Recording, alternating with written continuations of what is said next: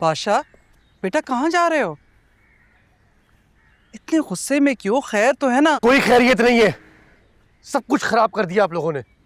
वो मुल्क से मेरी शादी करा के मेरी सुंदरी को छीन लिया आप लोगों ने मुझसे। ऐसा कुछ भी नहीं है, सुंदरी अपनी मर्जी से यहाँ से गई है।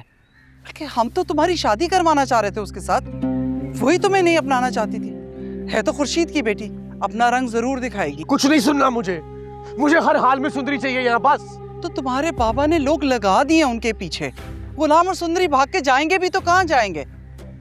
जहांदाद सरकार ने भागी हुई खुर्शीद और आशिक अली को भी तो ढूंढ निकाला था, उसकी बेटी को भी निकाल लेंगे। कुछ नहीं होगा बाबा से, जो करना है अब मुझे ही करना है, वरना वो गुलाम शादी कर लेगा वो सुंदरी से।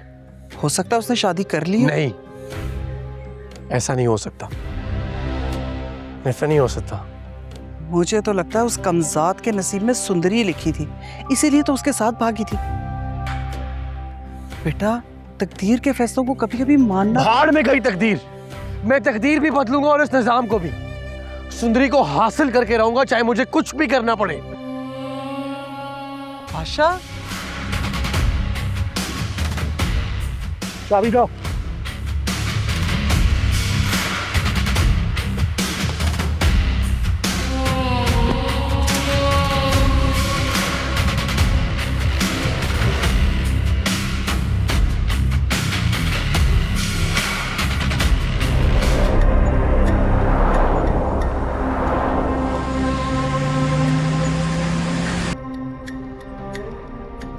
कहाँ हो तुम?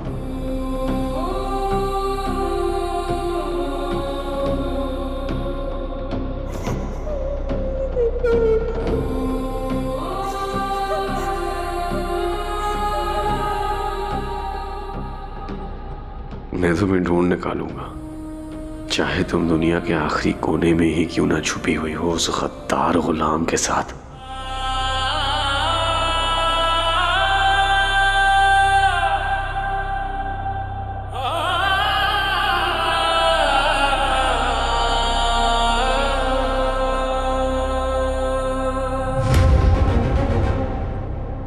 मैं तुम्हें ढूंढ निकालूंगा।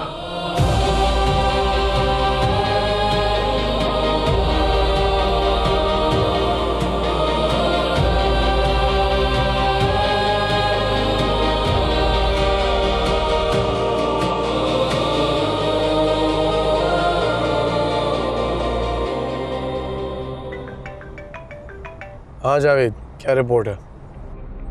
सर वो गुलाम मिल गया गुलाम? और सुंदरी?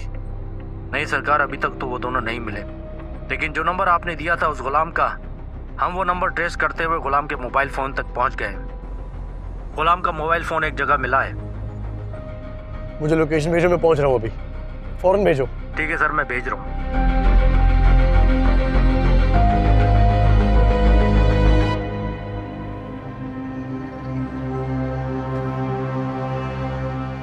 बुआ, मैं गुनहगार हूँ, मैं मुजरिम हूँ तुम्हारी।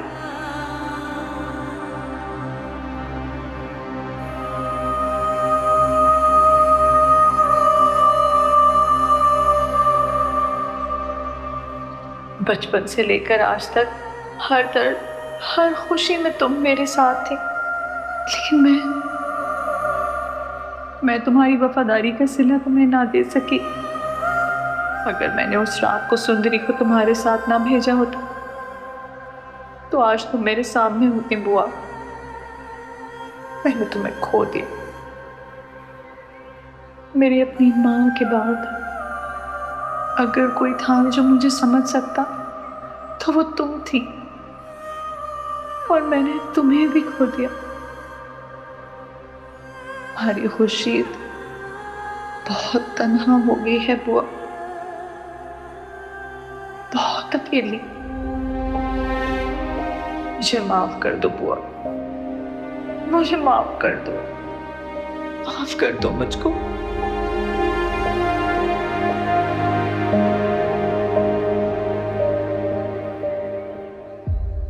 सर ये गुलाम का फ़ोन है, इसमें सिम भी है, किसी ने इसे यहाँ फेंक दिया था।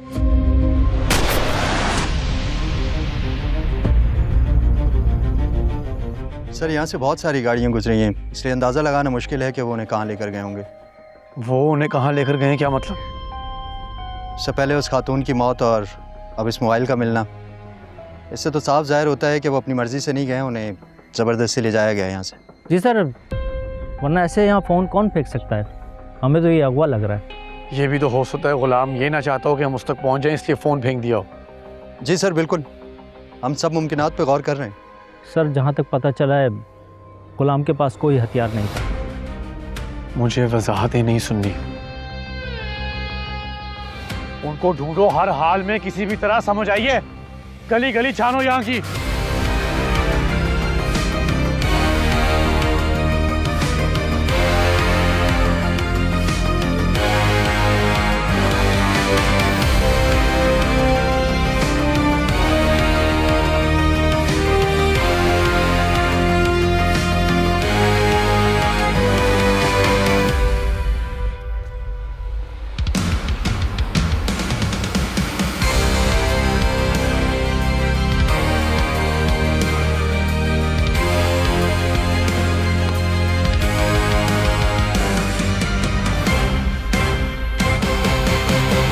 तुम इस वक्त कितने मुश्किल वक्त से गुजर रही हो मैं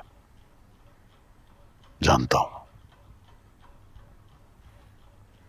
जब कोई बहन या बेटी घर से भाग जाए तो उसके दर्द को अच्छी तरह से जानता हूं मैं। कितनी तकलीफ होती है, चुभन होती है, उस सबसे मैं वाकिफ हूं। आप मेरे जख्मों पर नमक छिड़कने का कोई मौका हाथ से नहीं जाने देते। नहीं, तुमने इस बार भी अपना फैसला हमारे खिलाफ जाकर लिया है। इसका नुकसान न सिर्फ तुम्हें बल्कि इस पूरे खानदान को हुआ है। हमारी हवेली की इज्जत मिट्टी में मिल गई है, लेकिन तुम्हें क्या फर्क पड़ता है? क्योंकि तुम मेरी जगह नहीं हो। ना मैं पहले गलत थी, ना मैं आज गलत हूं। आपको तो इस हवेली के उसूलों ने कभी अपनी बहन के बारे में सोचने की इजाजत ही नहीं दी। हमेशा खुद गर्जी के फैसले किए आपने। तुम अगर मेरी जगह होती तो तुम भी शायद यही करती, लेकिन खैर इस वक्त मैं यहां ये बहस नहीं छेड़ने आया और ना ही बहस करना चाहता हूं। मैं तुम्हें सिर्फ ये बताने आया हूं कि बुआ की तदफीन हवेली के अहाते में कर दी गई है।